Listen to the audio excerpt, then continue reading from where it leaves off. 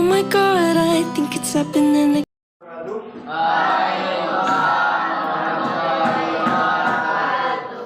Sehat semua? Terima kasih. Hari ini kita akan mempelajari kembali pelajaran budaya Islam. Tolong dibuka halaman 67. Halaman 67. Ya. Tentang peradaban emas dinasti Abbasiyah 65, 66, 67. Sudah ketemu? Ya. Baik, sebelumnya saya akan absen dulu. Ahmad Najril, Alvina Melani, Amelia, ada? Kenapa? Sakit atau apa? Oh, di grup. Amelia, udah tadi. Adrian, Asila Moida, Askia, Devani, Fahri, Febrina, Gilang, kenapa? Giska, Irda, Khairul Anam, Habibul, nggak ada. Kenapa? Muhammad Galang, Nasrullah, Muhammad Gaddafi, Raihan Ardika, Sarul Fauzi, Arifah, Maulida, Muhammad Damar, Muhammad Fahri Anugrah, Faisal, Muhammad Fatih, Masya Allah, Muhammad Irfan, Ya Allah, Muhammad Nabil, Rafa, Revanudin, Naura, Najwa, Nurul Hikmah, Rofiko, Cinta, Siti Nurjana. Ada yang belum?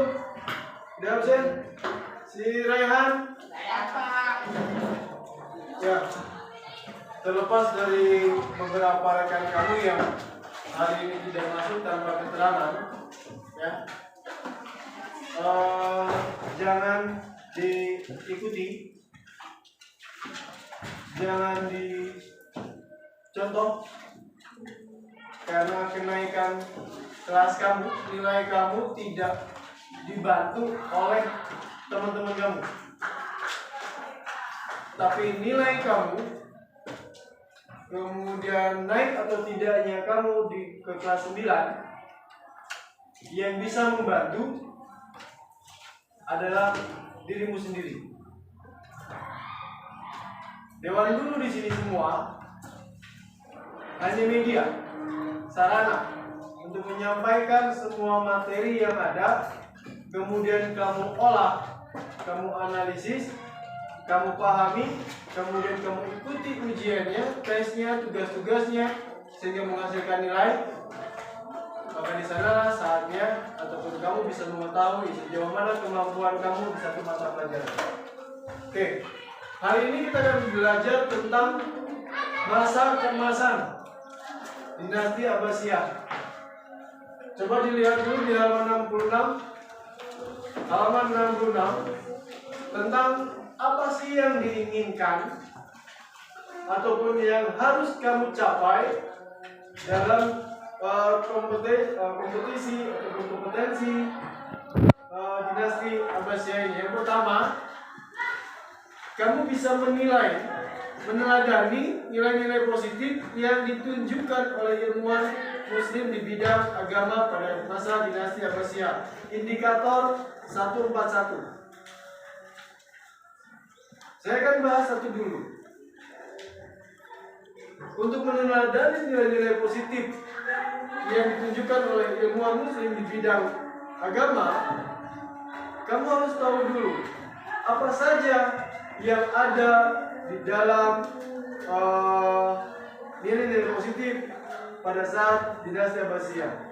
Kemudian siapa saja ilmuwan-ilmuwannya. Nah, hari ini kamu pegang bukunya masing-masing, ya. Kamu pegang medianya masing-masing. Nanti kamu baca, ya. Kamu teladani siapa ini, siapa ini, siapa ini. Satu contoh. Sebelum saya melanjutkan ataupun meneruskan, siapa saja tokoh-tokoh ilmuwan Islam yang ada ataupun yang harus kita ketahui dan harus kita teladani. Satu contoh gini, untuk yang putra misalkan yang gampang deh. Kamu tahu Cristiano Ronaldo? Pasti tahu. Kalau yang putri, misalnya, tahu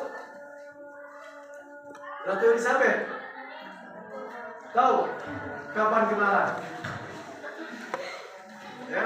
Nah, misalkan Cristiano Ronaldo, kamu mungkin pernah melihat sisi positif dari Cristiano Ronaldo. Banyak berita-berita yang menerangkan bahwa dia orang yang humble. Tahu humble? Bukan humble goreng dan humble hejo. Ya. Humble itu dia tidak sombong. Ya, dia selalu mau menerima dengan siapa saja, itu humble. Kemudian suka bersosialisasi dengan orang-orang yang sebenarnya bukan kalangan dari suka berderma atau menyumbang dan sebagainya, tidak sombong. Itu adalah nilai-nilai positif yang harus kita teladani dari seorang tokoh pesepak bola. Baik lagi kita ke tokoh ilmuwan yang ada di Islam. Ini indikator 141. Yang harus kamu teladani adalah apa? Hal-hal positif yang dimiliki oleh ilmuwan-ilmuwan Islam pada masa dinasti apa?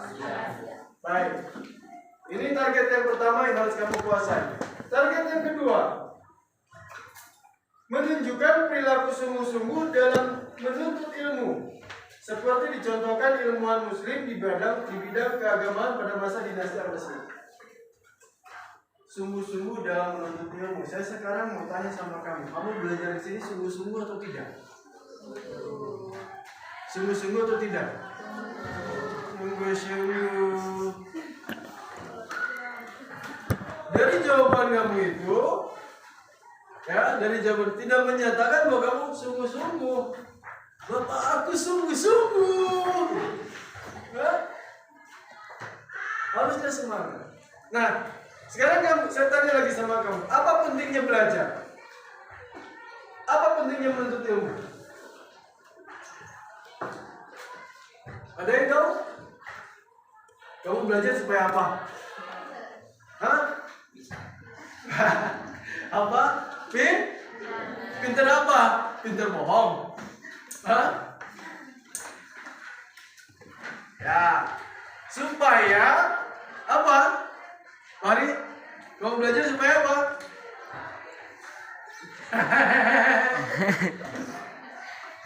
Wah, ketawa. Ya. Supaya kita yang tadinya tidak tahu menjadi tahu, pandai, cerdas, tidak dibodoh-bodohi orang. Terkadang yang belajar aja masih bisa dibodohi sama orang. Mau kayak begitu? Kalau ada yang seperti itu berarti sekolahnya nggak benar-benar. Contoh, kenapa saya bilang sekolahnya nggak benar-benar? Di buku disuruh belajar bersungguh-sungguh. Artinya, kalau orang yang belajar bersungguh-sungguh, dia bakal tahu buku ini untuk apa. Belajar. Kalau belajar berarti buku dia harus diapain? Dibaca. Kalau sudah dibaca, berarti harus diapain lagi? Pahami. Kalau ada dipahami, berarti kita harus praktekkan. Ya, dipraktekkan. Kalau dipraktekkan, maka menjadi kebiasaan untuk kita. Sehari-hari tanpa harus disuruh. Nah, kalau sudah seperti itu kontinuitas, maka kamu sampai besar pun tidak akan pernah bisa dibodoh-bodohi orang. Kenapa? Karena kamu akan menelaah setiap omongan orang. Kalau sudah telah dipahami, kamu kemudian pikirkan, ini baiknya buat kita. Gitu. Inilah yang diinginkan dari indikator yang kedua, belajar bersungguh-sungguh. Supaya apa? Supaya kamu menjadi orang yang cerdas, bijak dalam memahami segala masalah atau mencermati di situasi materi ini. Gitu. Ya. Kemudian, keinginan yang ketiga di materi ini. Ya. Memilah dan membedakan para ulama dan perannya di bidang ilmu hadis. Nanti kita akan belajar tentang siapa saja ilmuwan-ilmuwan tokoh-tokoh agama yang menguasai ilmu hadis. Ya, 3 dulu saja itu yang kita pelajari hari ini. Kita akan lanjutkan ke materi berikutnya, yaitu tentang kemajuan administrasi, pemerintahan militer, dan kebijakan politik. Saya mau asli baca. Perhatikan yang lain. Lihat bukunya. Kemajuan administrasi, pemerintahan, militer, dan kebijakan politik.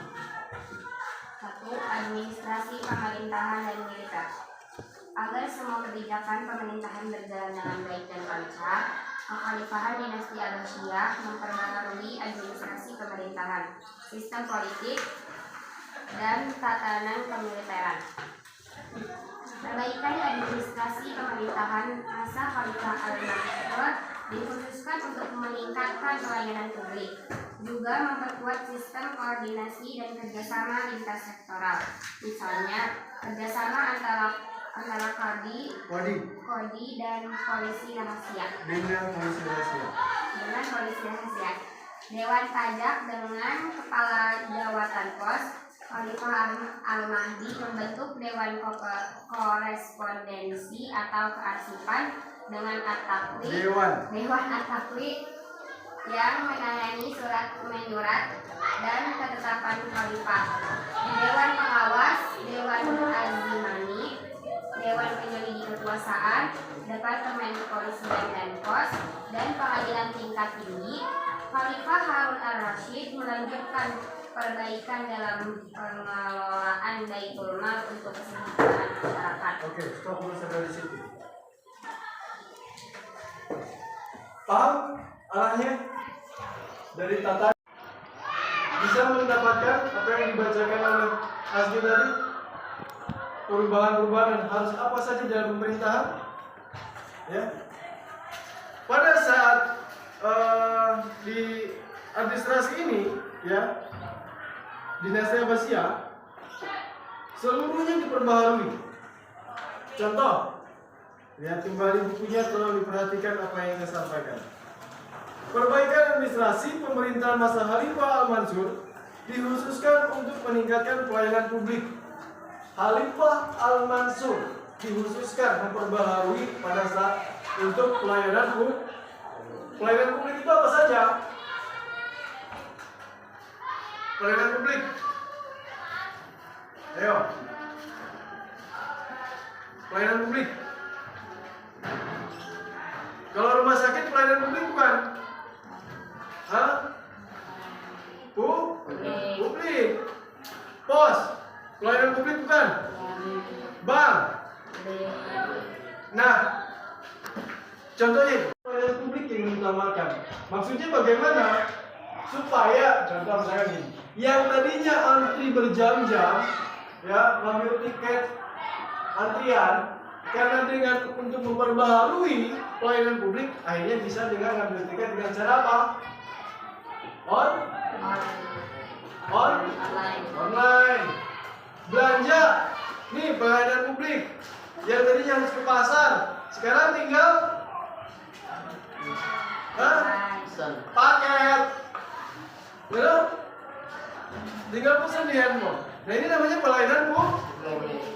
Mau bayar. Aku punya utang nih. Atau mau bayar sesuatu. Tapi malas ngantrinya.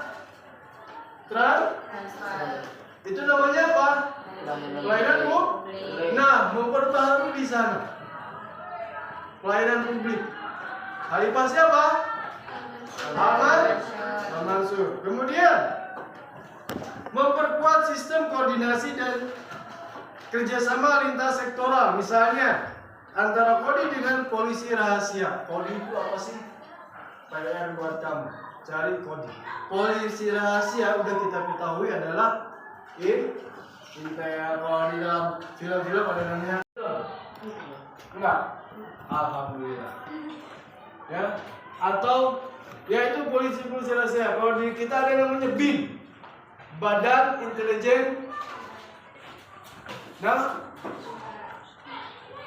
Negara. Ya, ada yang namanya BIN. Itu juga intelijen. Orang jarang ada yang tahu. Ya, atau misalnya di film, bukan di film ya, di berita-berita kalau kamu suka nonton, penggerbegan polisi-polisi yang gondrong, kita nggak tahu bahwa itu polisi, padahal polisi, ya kita nggak tahu kalau itu adalah tukang beca, padahal tukang beca, gitu ya. Kita sangka polisi, polisi, padahal bukan. Nah, itu yang rahasia intelijen. Nah, di Al-Mansur lah diperbaharui itu koordinasi, kerjasamanya diperbaiki. Karena apa? Tanpa ada koordinasi yang baik, maka tidak akan terjadi kerjasama yang baik. Contoh gini, saya guru, ketua kelasnya siapa? Misalkan ketua kelasnya adalah si Herul, ya. Saya tidak koordinasi dengan baik dengan Herul. Herul, siapa saja sekarang yang nggak sekolah? Saya nggak pernah nanya seperti itu. Herul, kenapa si A nggak pernah sekolah? Saya nggak pernah nanya seperti itu. Apakah saya akan tahu kondisi kelas ini? Tidak akan pernah tahu. Kenapa? Karena saya tidak pernah berkoordinasi atau tidak pernah bertegur sapa atau tidak pernah nanya dengan seorang ketua kelas. Atau Askia, sekarang ada guru A yang nggak masuk, nggak koordinasi ke kantor, ataupun di kantor nggak menyampaikan ke kelasnya. Karena nggak ada guru, maka kelasnya bagaimana? Kosong, tidak ada pelajaran. Nah, itu namanya koordinasi. Untuk meningkatkan kualitas yang baik, maka baik siswa ataupun guru harus bisa berkoordinasi. Nilai kamu pengen gede, bagaimana caranya? Belajar. Kalau kurang, maka harus ngobrol dengan guru, koordinasi. Pak, nilai saya kurang, bagaimana ini? Oh, kamu ngerjain ini, nulis satu bab, misalkan. Kerjakan. Nah, itu namanya koordinasi. Paham dengan koordinasi? Ya, ada obrolan, ada melobi, gitu. Itu namanya koordinasi. Kemudian, selain koordinasi antara Kodi dengan polisi rahasia, ini juga Dewan Pajak dengan Pos. Ya, Dewan Pajak dengan Pos. Pajak tahu? Bayar pajak, motor ada pajaknya, ya. Pos juga untuk mengirim surat. Nah, bagaimana kerjasamanya? Nggak mungkin dong pajak harus ke rumahnya masing-masing. Misalnya, ini ada yang telat bayar pajak, saya mau ke rumahnya si Aski, Dewan Pajak satu-satu, nggak mungkin dong. Koordinasi dengan Pos. Nih datanya, tolong sebarkan. Maka Pos akan menyebarkan melalui pegawai-pegawainya ke rumahnya masing-masing. Ya, contoh gini deh, kamu belanja paket online, tokonya atau yang kurir yang nyamperin? Kurir. Nah ini toko berkoordinasi dengan kurir. Ya, akhirnya siapa yang nganterin? Ya kurirnya masing-masing. Sama halnya dengan Dewan Pajak dengan Pos. Ketika ada keterlambatan bayar pajak, maka poslah yang mengantarkan surat pemberitahuan keterlambatan pajak. Contohnya seperti itu, koordinasi antara jabatan pajak dengan pajak. Kemudian Dewan Pengawas, ketetapan hari H, kemudian penyelidik kekuasaan. Di sini yang berkata adalah di Indonesia ada yang namanya MPR, DPR, Presiden. Yang mengawasi itu semua adalah MPR. Gitu. Berkoordinasi. Presiden bertanggung jawab kepada DPR. Laporan. Ya. Nanti DPR laporan lagi. Sehingga kemajuan sebuah negara bisa diketahui atas laporan-laporan dari para petinggi-petinggi negara tersebut, pejabat negaranya tersebut. Kenapa sekarang banyak tidak diketahui tentang bagaimana kondisi negara kita? Karena tidak transparansinya. Ya, tidak ada transparansi laporan-laporannya. Sehingga apa? Memperkaya diri sendiri. Yang terjadi adalah korupsi. Gitu, ya. Baik. Sampai di sini. Ada yang mau ditanyakan tentang perbaharuan di dinasti Abbasiyah. Jadi apa saja diperbarui? Satu, tentang pelayanan. Yang kedua, sistem koordinasi antara Dewan Pajak dengan pos. Ya. Yang ketiga adalah tentang penguasa. Ya, laporan-laporan penyelidik kekuasaan ataupun audit dengan polisi rahasia. Oke, baik. Itu yang bisa saya sampaikan hari ini. Ada yang mau ditanyakan? Tak ada? Tak ada. Ya, kalau tak ada, berarti next minggu depan tolong dibaca sistem politik pada dinasti Al-Mansur. Ya, setelah ini tugasnya itu baca, pahami sistem politik pada dinasti Al-Mansur. Terima kasih. Mohon maaf. Mudah-mudahan hari ini menjadi hari yang paling menyenangkan buat kamu. Semoga semuanya sehat. Ya, sehingga minggu depan hari Senin kita ketemu lagi untuk pembelajaran materi yang lainnya. Salam sama orang tua kamu. Jangan lupa hormat. Ya, sama orang tua kamu. Bukan hormat begini. Ya, masa mau datang assalamualaikum, hormat? Enggak begitu juga. Ya. Salam, hormat sama orang tua kamu, patuhi dan jangan pernah menyakiti ayah ibu kamu karena ayah ibu kamu sedang mencari uang nafkahin kamu untuk kamu belajar menjadi orang-orang terbaik buat keluarga kamu. Bisa? Bisa. Baik, terima kasih. Saya akhiri. Wassalamualaikum warahmatullahi wabarakatuh.